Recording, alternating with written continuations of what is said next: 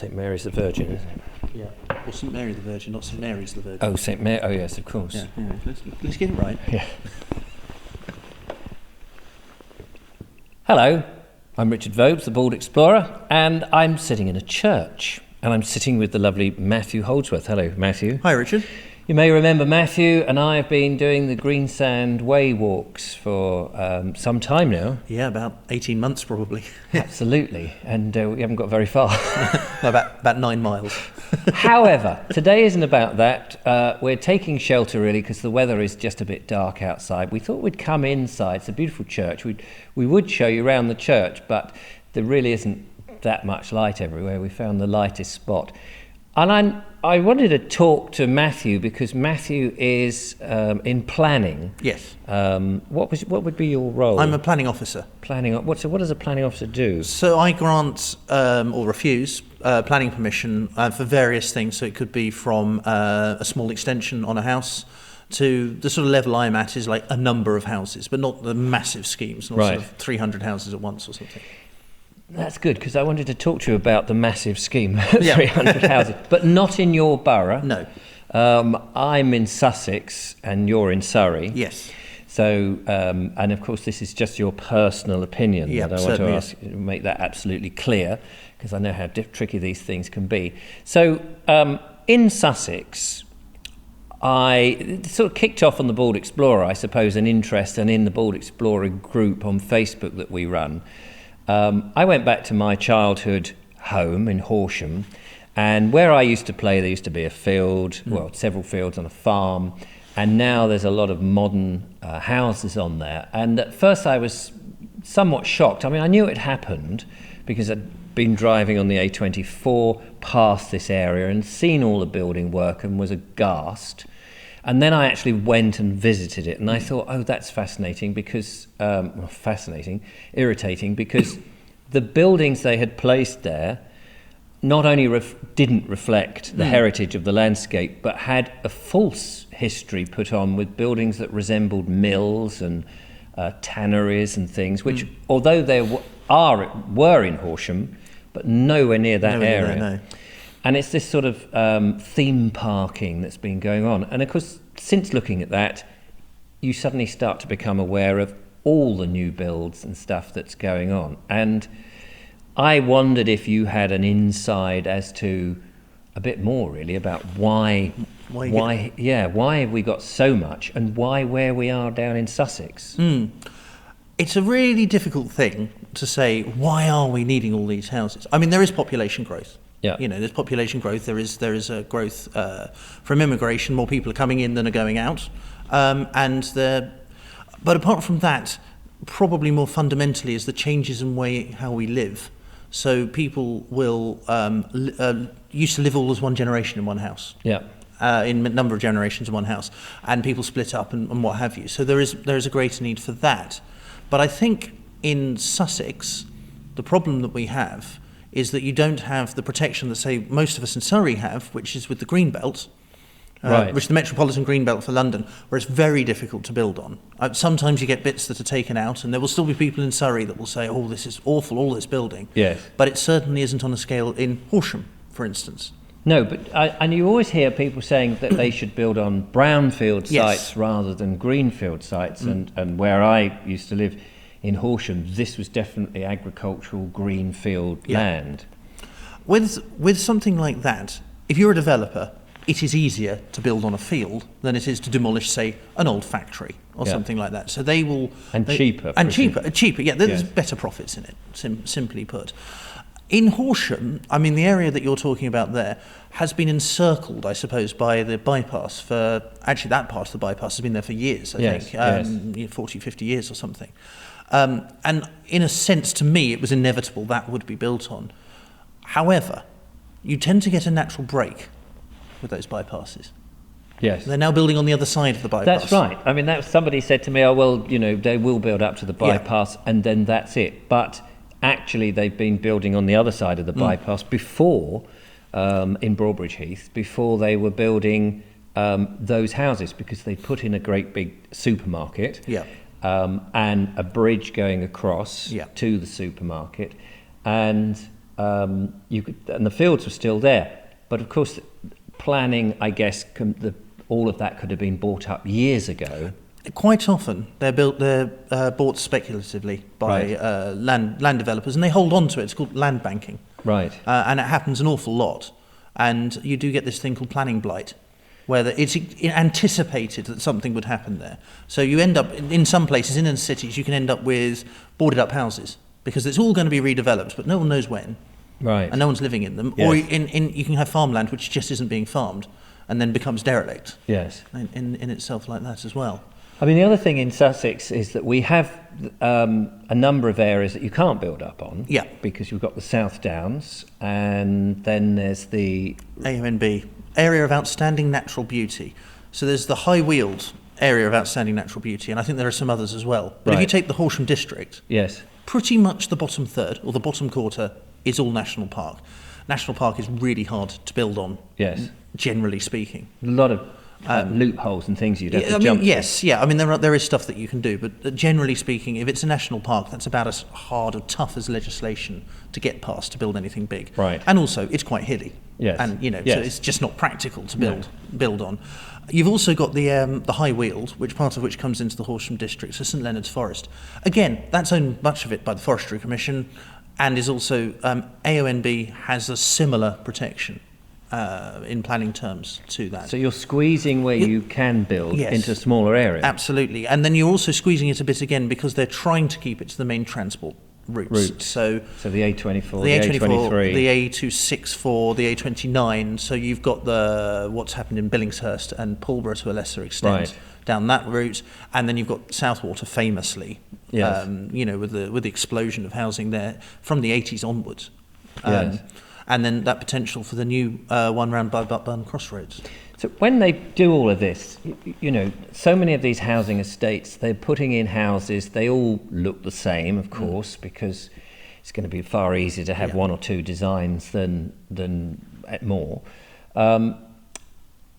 You end up going into these kind of ghettos, but there's no extra schools, there's no extra shops, there's no extra community centres, there's no extra churches, not that people really go to church anymore, no extra pubs, the things that hold a community.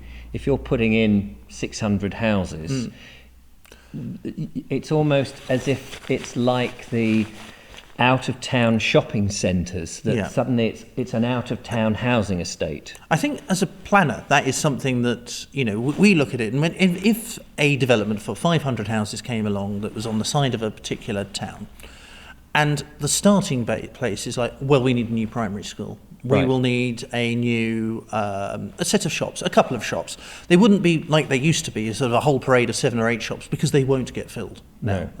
But you would get like a greengrocer's or a newsagent's or a hairdresser's and a takeaway shop or something like that. So there was 3. Yes. And maybe a community, even if it was run by the Scouts, a community hall or something like that.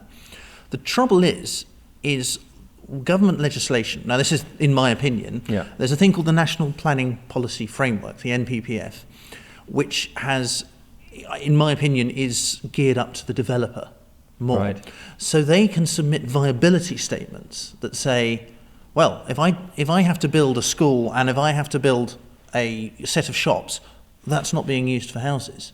You're not going to get your housing quota, but more importantly, I don't get my profit. And so then they won't do it. And so they won't do it. And because the way, at least that I read the NPPF for that, it's very much geared to the developer. So we can ask for doctor's surgeries and what have you. And there will be some improvements to that. There's a couple of schemes I know where they have put in a new doctor's surgery, and there is a supermarket type thing has appeared.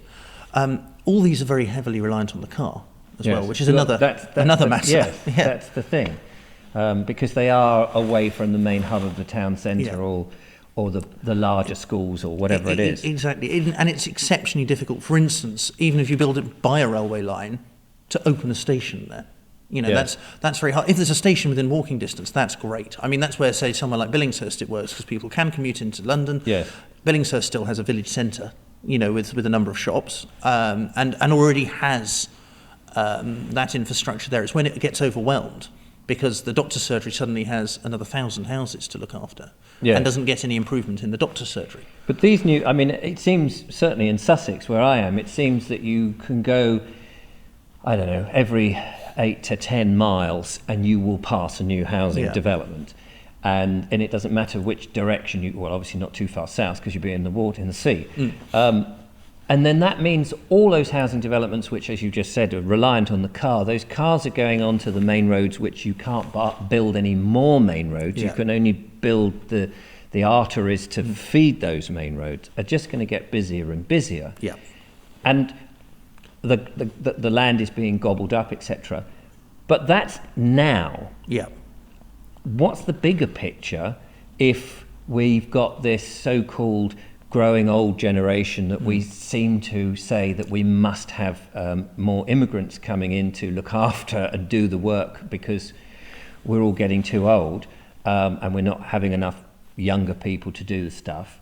What's going to be what's going to happen in 30 to 50 years' time when you're going to still need? I mean, it's not going to sort of go, oh, that's it, we built enough houses. No. It's really difficult to say where the end game is on this. Yes. I think if you're looking globally at population trends, we are slowly starting to hit towards the peak. But the peak population, I think some people have said, we're looking at in 90 years' time, perhaps, for global population. Right. At which point it would then stabilise. But this is all speculation. You don't know. Because, as developing countries catch up, they reduce the number of children, historically, that they give birth to, because obviously more are surviving. But then you have that population bulge, where obviously there's more children being born than die.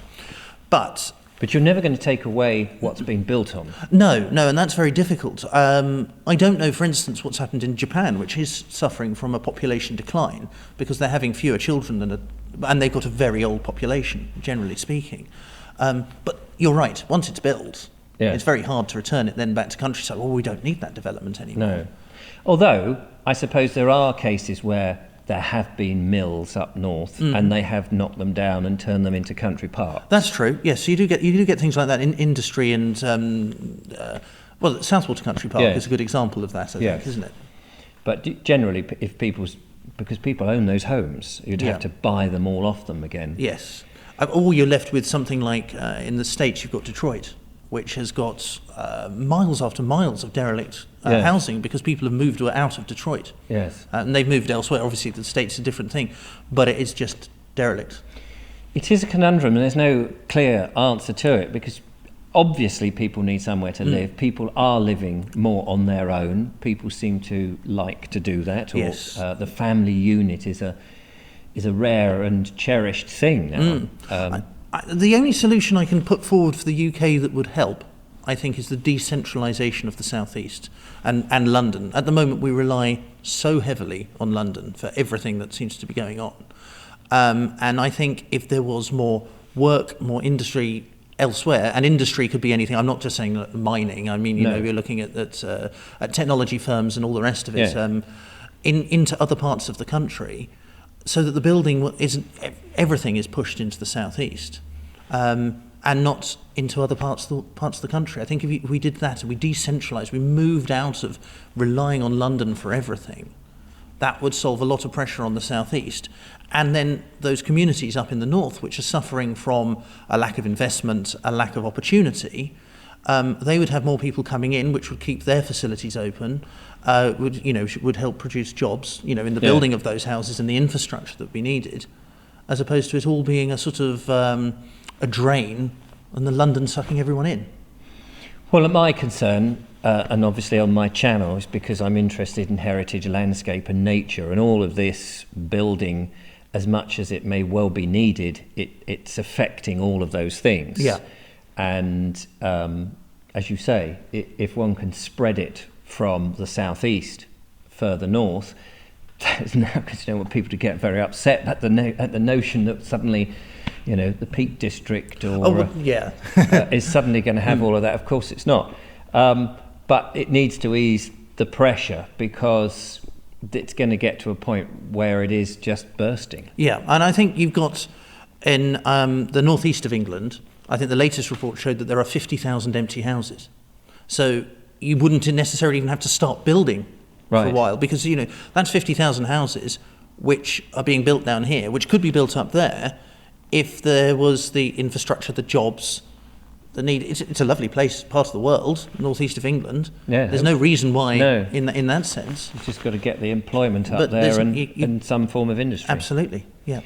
Well, we could talk about this for ages, but maybe you've got some comments and want to add to it, and it'd be interesting to hear your views. It's something that I've noticed more and more, and it does worry me, and of course it upsets me, and it's one of those things that I think people of a certain generation do regale against, seeing the beautiful landscape suddenly changing. I think younger people who are used to change happening quite a lot are more open to that, and somehow we've got to bridge those two opinions, I suppose.